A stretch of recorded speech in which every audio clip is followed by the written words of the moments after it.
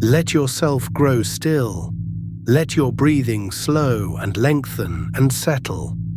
Tonight we are going to travel a long way upward, not down into the dark, the way we so often go, but up gently into the light and then beyond it, all the way to the edge of the sky.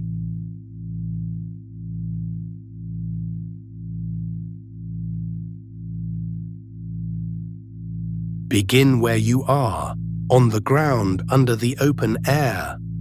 That air does not feel like much. It is invisible. It is soft. It moves around you without weight. And yet it is an ocean, and you are resting quietly at the bottom of it.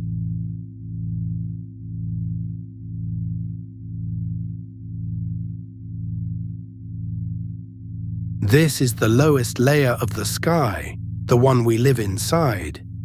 It is only a few miles deep, and it holds almost everything the word weather has ever meant.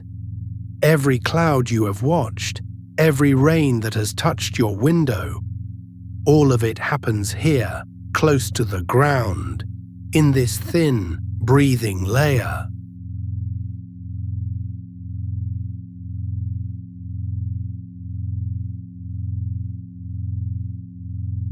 It is crowded down here in the gentlest way. Most of the whole sky's air is pressed into this lowest part, held close by the quiet pull of the earth. The higher you go, the thinner it becomes. But here at the bottom, the air is full and warm and easy to breathe.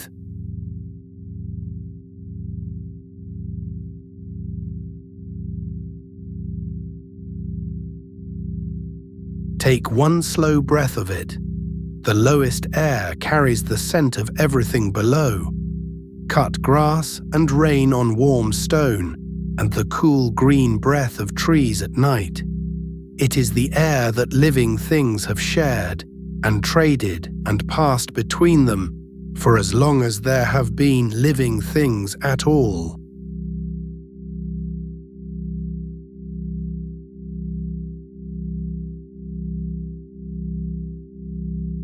Listen to it too. The lowest sky is never quite silent. Wind moving through leaves, a bird somewhere settling, the far soft sound of moving water. This is the layer of living things, and it hums very quietly all night long.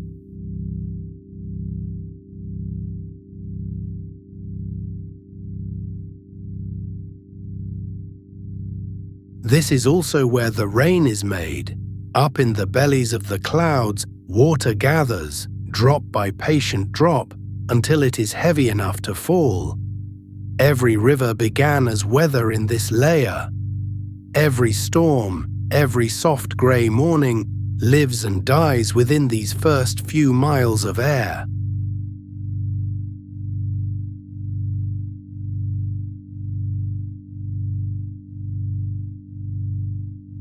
Now begin to rise, slowly, no effort. Let the ground fall away beneath you the way it does in the easy first moments of a dream. The houses grow small, the roads become threads, the fields turn to a soft, dim quilt below.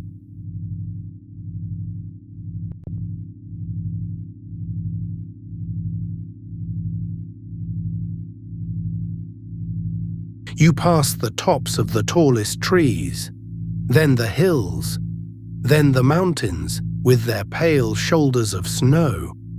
Even the highest peak on Earth still stands within this lowest layer of air, its summit reaching up into a wind that is already cold and thin and hard to breathe.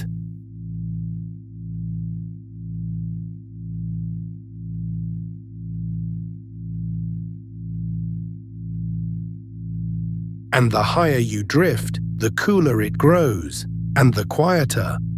The sounds of the ground thin out and fall behind you. The air grows lighter against your skin.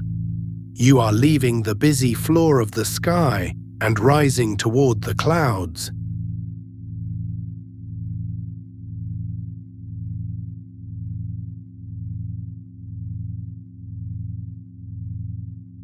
There they are, the clouds.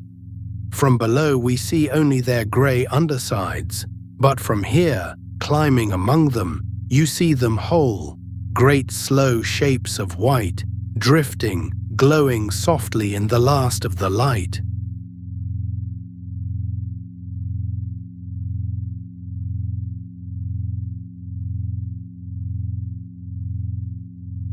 Pass through one, it is only mist, it is only the sky, made briefly visible, a cool grey hush against your face, and then gone. The cloud closes behind you, soft as breath, and the light begins to brighten overhead.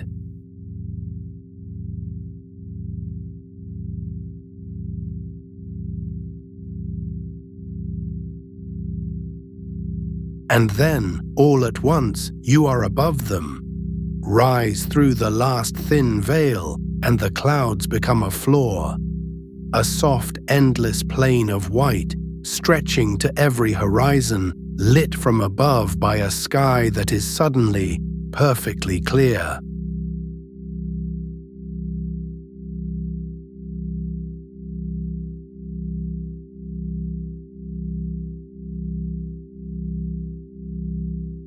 This is a different country, above the weather, above the rain that can never reach you here. The air is dry now and very still. Whatever storms move below, up here it is calm, and it has always been calm, and it will go on being calm long after the clouds have gone.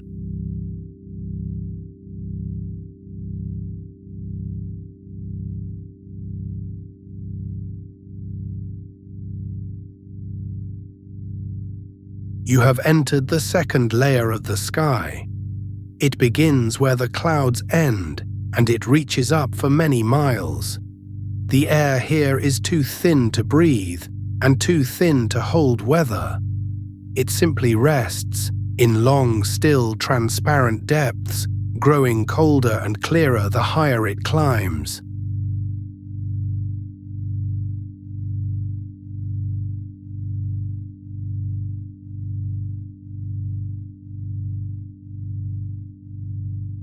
Somewhere in this quiet layer floats something we cannot see, a thin, invisible veil of a rare kind of air. It is the part of the sky that meets the sun's hardest light first, and softens it, so that only the gentler light reaches the green world far below. A quiet shield, holding its post in the cold and the silence.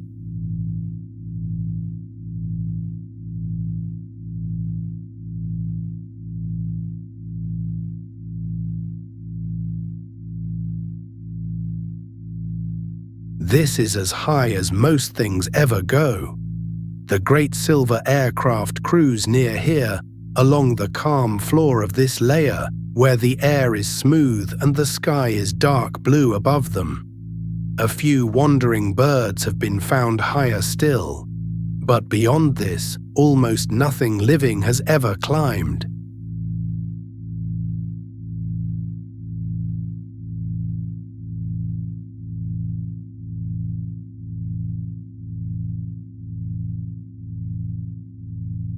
Now and then a single balloon rises into this stillness, pale and slow, carrying its small instruments up into the cold to listen to the silence. It climbs until the thin air can hold it no higher, and then gently it lets go and drifts back down toward the world.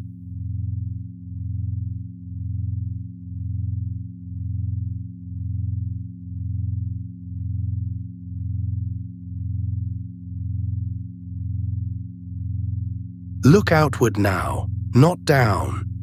The horizon, which has always been a straight and level line, has begun very faintly to curve. You are high enough now to see the shape of the world. The edge of the land bends away from you, soft and blue, on every side.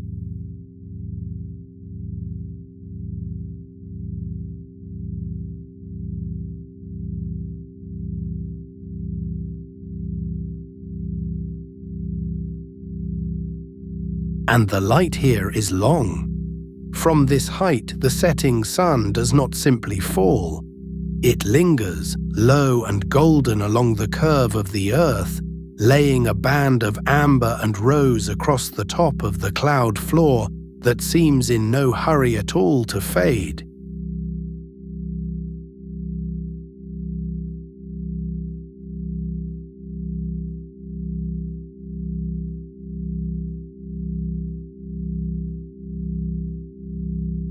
Look up.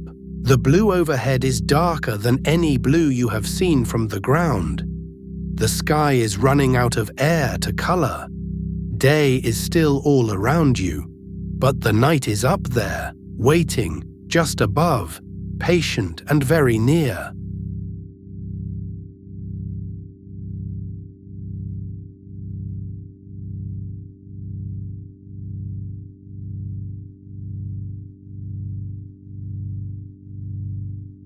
Keep rising. There is no edge to cross, no door, no wall.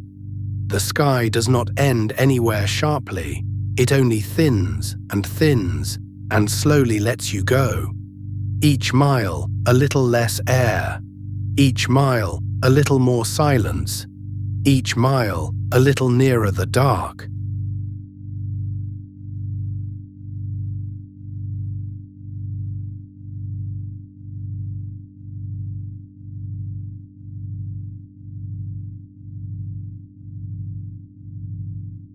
The cold deepens around you. This high, the sky becomes the coldest it will ever be, colder than the coldest night that has ever fallen on the ground. And yet there is nothing frightening in it. It is only quiet, only empty, only still.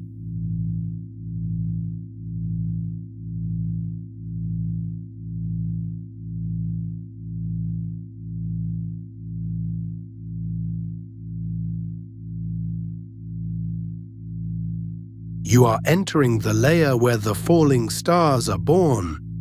Far above the clouds, far above the breathable air, this is where the small wandering pieces of the heavens meet our sky at last, and flare and streak and vanish in a moment of light.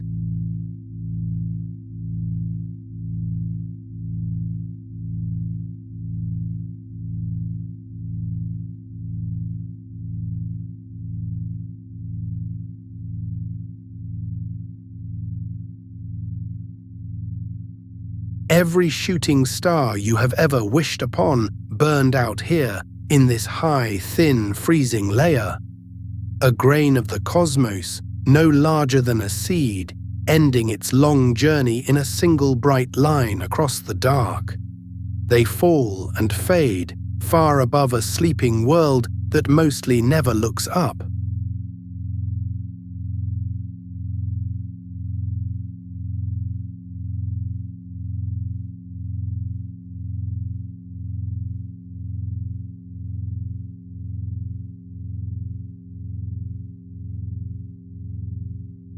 And here, in the highest reach of this layer, the rarest clouds of all sometimes appear.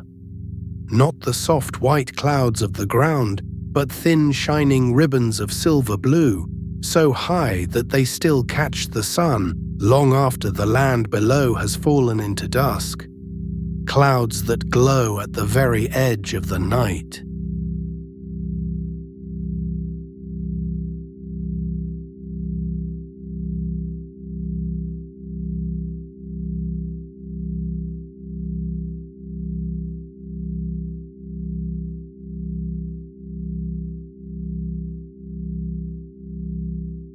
The blue is almost gone now. Below you it lingers, a fading band along the curve of the earth. But above and ahead, the sky has finally turned to black. Not the black of storm, the deep, clear, endless black that was always there, behind the daylight, all along.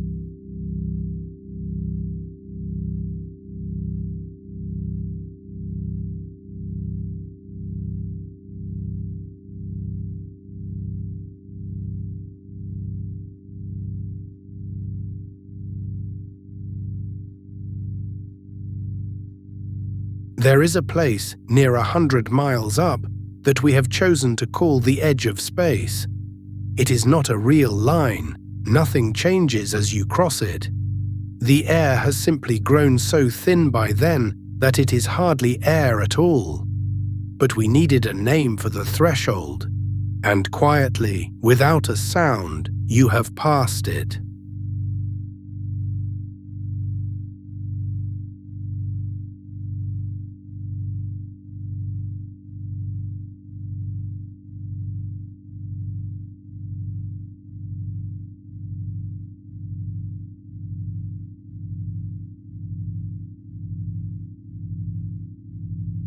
You are above the sky now, in the thin and glowing dark, and here the great curtains of light unfold, the slow green and violet veils that drift and sway above the poles of the world. They are the highest light of all, painted on the last faint whisper of the air.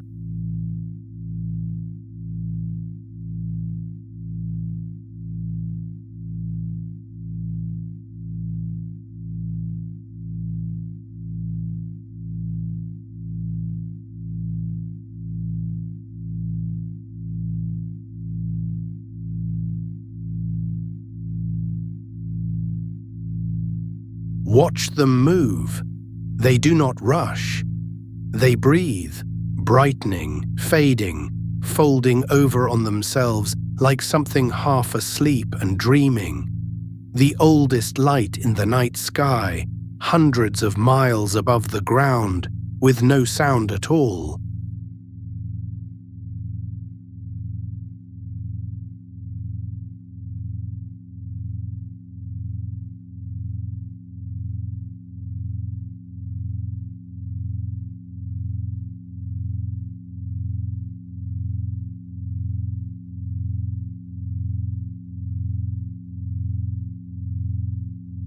Everything is moving quickly here, though it does not feel that way.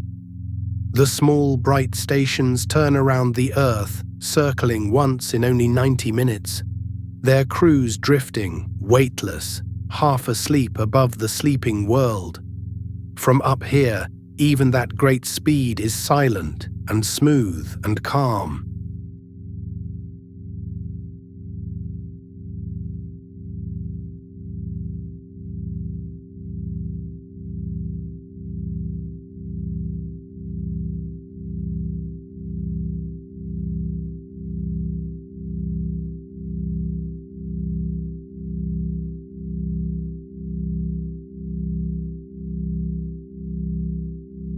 They see what you are seeing now, the whole curve of the planet, the thin, glowing line of all the air there is. Every cloud, every storm, every breath any creature has ever taken, gathered into one soft blue thread along the edge of the world.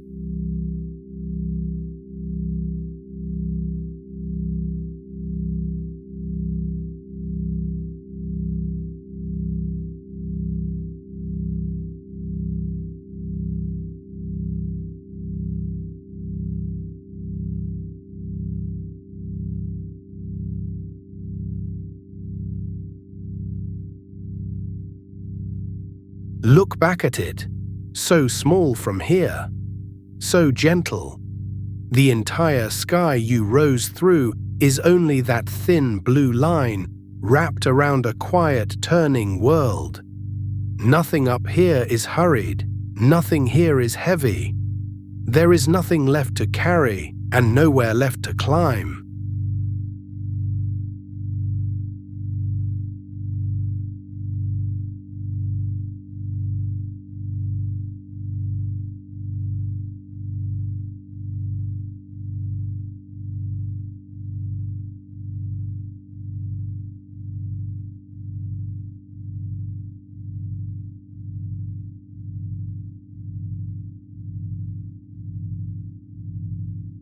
So let yourself stay, weightless and still at the very top of the sky. The world turns slowly below you, the blue line glows, the dark is warm and wide and kind. There is nothing left to do now but drift, and let everything below you sleep.